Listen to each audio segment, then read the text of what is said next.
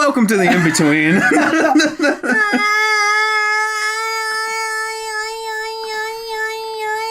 Oh my lord. Yeah. That's the kind of shit I'm into. Dude, it's pretty radical. Yeah. Pretty Marks. radical. So, speaking of radical, how radical is Horizon Zero Dawn? Okay. Orion. How's Orion? Orion's lesser brother. Never made it as a hunter. He doesn't have a belt. He just got like a nice pair of socks. They're cashmere. Orion socks. Send us your best picture of Orion socks. Orion socks. Hashtag Orion socks. No, Horizon Zero Dawn is fucking amazing, dude. I was talking about it with one of my buddies, Jack, and he was curious about how it was, and I was like, dude, it's like the new revamp, the reboot of Tomb Raider, only instead of complaining, they replaced all of the complaining with a good crafting system and stealth tactics and fucking robots. It's amazing.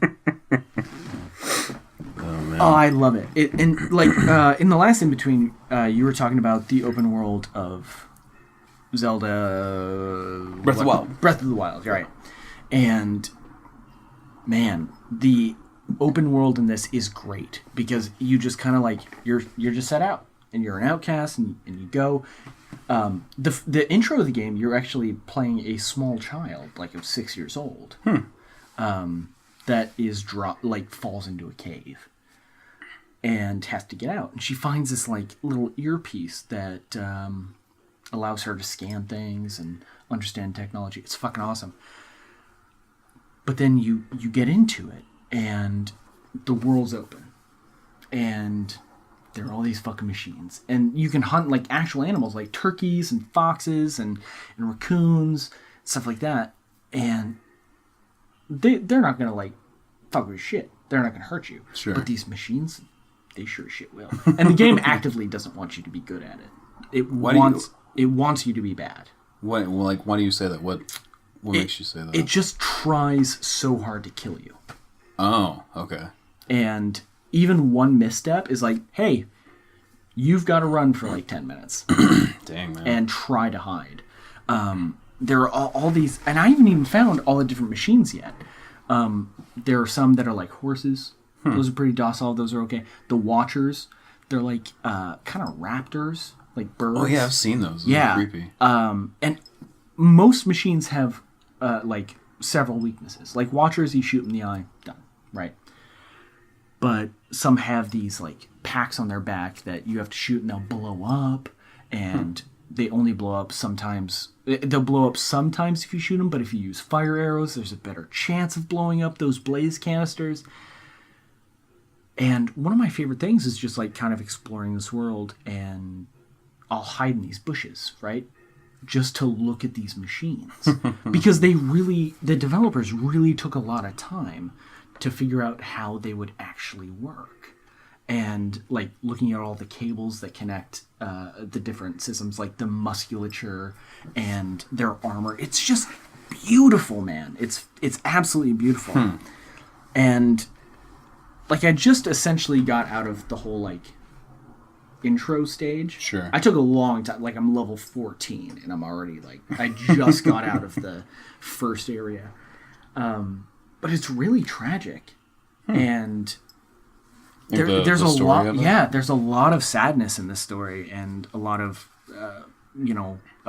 there's a lot of guilt involved, and having to reason why this character that you're playing, Aloy, started her life as an outcast because she doesn't have a mother, and you really don't have any answers. You're just like, yep, you're an outcast, and you're the guy who raised you, Rost. He's like, hey, I'm just trying my best, and I have to train you to hunt, and I have to train you to be able to survive. And then in the beginning, Ross is like, hey, this is when you're playing a small child. It's like, there's this thing called the proving. And if you win the proving, not only are you accepted back into the tribe, but you also get like a wish granted, essentially. And she's like, well, fuck yeah, then I'm going to train every goddamn day to win the proving. Right. And so there's this great montage. It's like just Karate Kid as fuck. It's amazing. I loved it. And you see her get stronger, and you see her be able to do more stuff. And then all of a sudden, you're like a young woman, you know, and just fucking shit up and being the coolest motherfucker in the whole world. That's awesome. And then she's like, well, I'm a Viking. Let's go to this proving and fuck some shit up. And then everything goes wrong. Oh, no. And then it gets real sad. But, man, it is wonderful. And, like, the whole... in the whole time you're like hunting animals, trying to stay in the bushes so you get that stealth bonus. And then all of a sudden these like dudes in helmets come up and they're like, hey, let's murder all these dudes. So now you're killing humans. All of a sudden, like just out of nowhere. And wow, is it cool. And it's so interesting because you really don't know anything from the get-go. That's so you really have to fill in the blanks yourself, and you just have to assume what's going on until someone tells you differently. It's a wonderful world. It's really beautiful. It's stylized in a way where like proportions are bigger. Aloy, like her eyes are too big for her face, but it's cool because it hints to her compassion. There are a lot of like dialogue options, right? Sure. And you can either be mean, right? And you like threaten people, or you can think outside the box, right? You use your brain to be like witty and find a way around this problem, or you just show compassion. And I've done several of, all of them, but the compassion ones are just always the most fun because you really get into the heart of this character who, from the moment her life began, didn't belong anywhere, and now is trying to figure out if she wants to belong in the tribe or in, even to herself. It's fucking great. It's a great game. Does she not, like, she's an outcast from her family as well as her tribe, or like... She was, like, the game starts and she's a little baby. And... she wasn't born to her parents or adopted? Just... Or, you don't even know? Or, oh, crap. Like, one of the reasons that everyone is really hesitant about being around her is she doesn't have a mother. And women are... from what I can gather of, the broken story and the clues and stuff from this game, sure, women are a lot more important than men.